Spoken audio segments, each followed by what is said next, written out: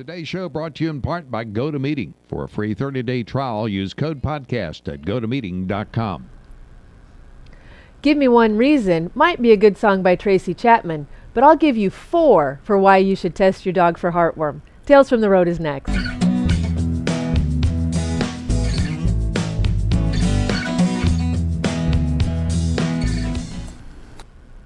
Well, good morning, Jill. Good morning. We're going to be talking about heartworm. I mean, we've talked about this before, but I'm not sure we had talked about this annual testing. What's with that? Right. Yeah. We talked about how you get heartworms, what they do to you, and all that good stuff.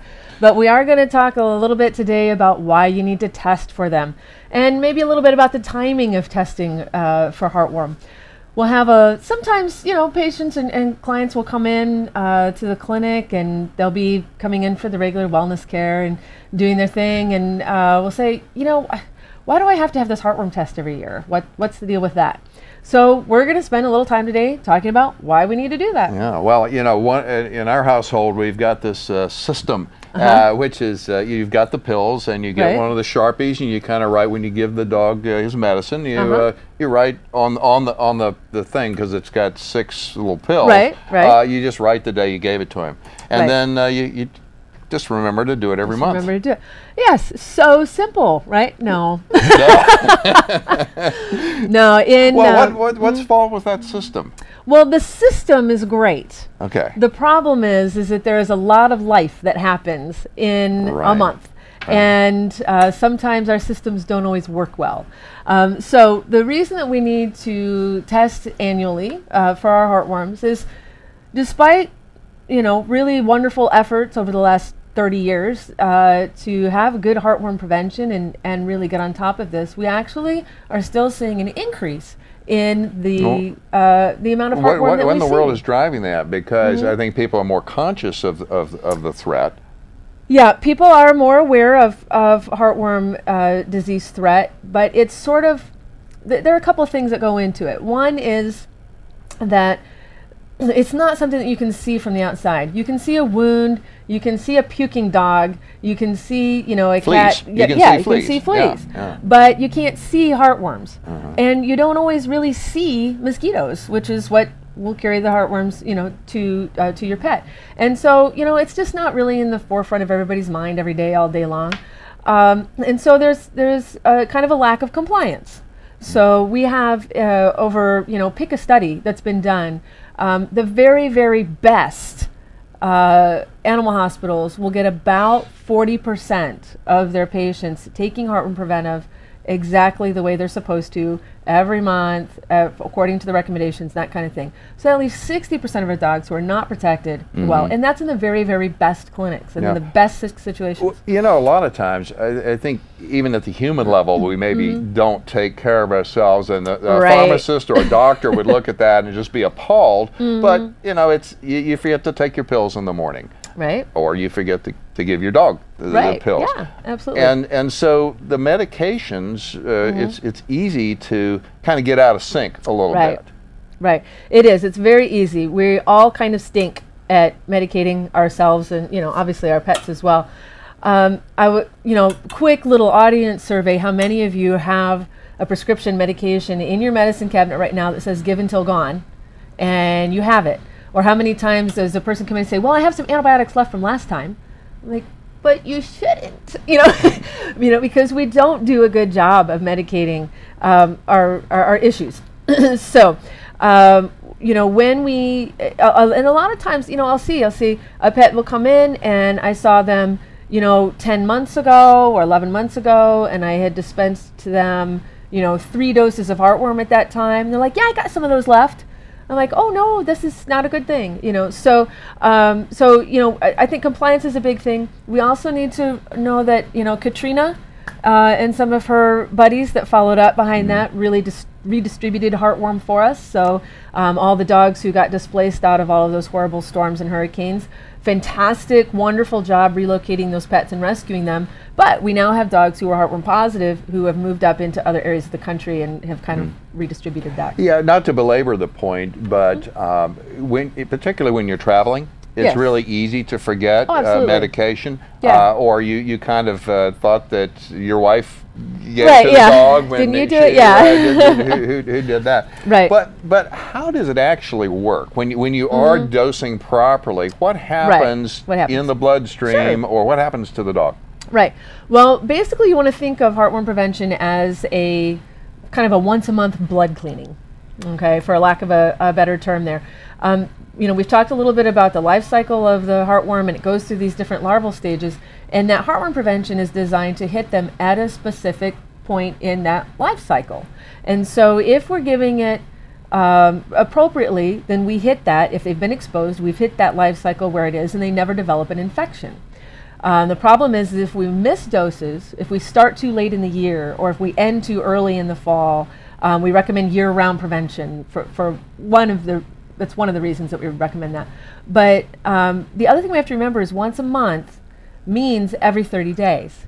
And so if you give your preventive on May 1st and you give it on June 20th, yeah, you gave a tablet in each month. During the month. But it's not once a month, you know, and so you've actually created a window of opportunity for infection there. And so that's part of the reason. So even if I have given 6 doses and I see you 6 months later and you gave it every month, if it wasn't every 30 days, that's going to potentially cause an issue as well. So why, if I've missed a month and it's just, so it's been 60 days, why would you have to test before you could prescribe it again?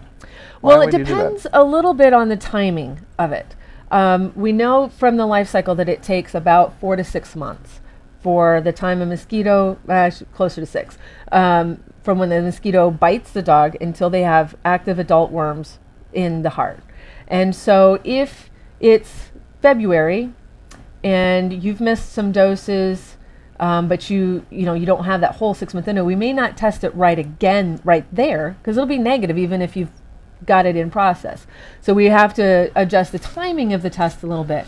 But we do need to test this, like I said, we're testing those along about annually for just a normal course of action. That's appropriate timing. If you've had some issues where you've not kept up on it every month, we may go ahead and test that, but we may have to retest in 6 months to make sure that we've closed that window. Or if you have a new pet, so you've adopted a pet from the shelter and you're just starting them, we're going to test them at the beginning to make sure they don't already have it, but then we'll have to retest to make sure that 6-month window, that 6-month lag time that happens has been covered. Yeah. It's really interesting in that, first of all, you don't think about a dog and mosquitoes. He's got this big thick coat, and so he's protected. Mosquitoes aren't going to bother him, where humans do get bit. And They do. And in February, you're not thinking mosquitoes. Exactly. Yeah. Unfortunately, though, the mosquitoes that are out in February are thinking about you. I guess so. And the species that carry heartworm are not our big, hot, muggy August mosquitoes that we think about. Really? There are lots of species of mosquitoes, and the ones that typically tend to carry heartworm more are going to be our ones who overwinter in barns, who live in attics, who do those things. And you get in there and you're like cleaning out a closet or something, and it's like the last week of February, and you're like, what the heck, a mosquito just flew by my ear, so it's those species. They're out all during the summer too, but they're out when you're not thinking about mosquitoes. So this is not just a test, though, for heartworm. There's some other things that you can find out, right? Yeah. So, we talked about lack of compliance. We talked about breaks even if you are giving it regularly. Even if you never, ever miss a dose, we don't know that he didn't go out in the backyard and yuck it up, something like that. But one of the other big benefits of the heartworm testing is that many of the heartworm tests now, not all of them, but many of them also screen for other diseases. So they'll have heartworm, but they will also test for some of our tick-borne diseases, which is important because that's a human health concern as well. Exactly. And so nothing to be fooled with. That's right. As far as heartworm is concerned. That's right. Well, Jill, thanks for giving us this good information. I'm wondering what kind of picture is going to show up on your Pinterest board. It seems that you tend to go for the gross out photos sometimes. We have a gross factor. But Tales from the Road does have its own board on RVNN Pinterest, so take a look there. You'll have a chance to see that. Don't forget all of the normal things. Google Plus, you can circle us there. You can give us a thumbs up on Facebook.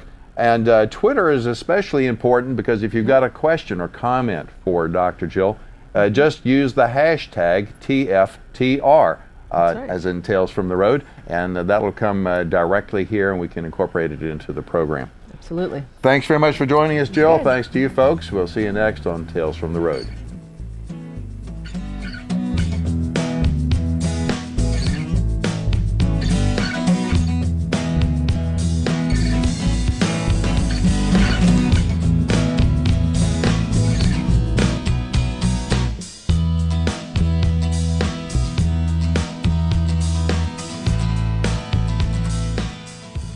Hey, Gabe, wanna go for a walk? Gabe?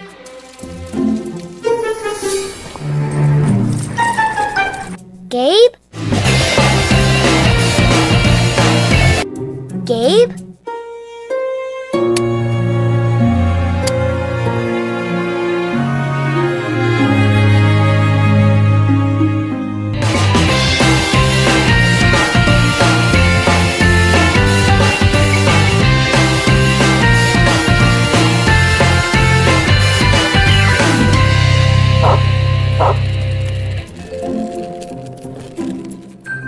Hey, buddy, you lost?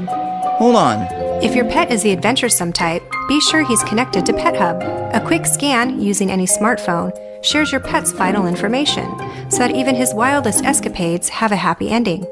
Pet Hub, reuniting pets with their families. Come on, Gabe, let's go home.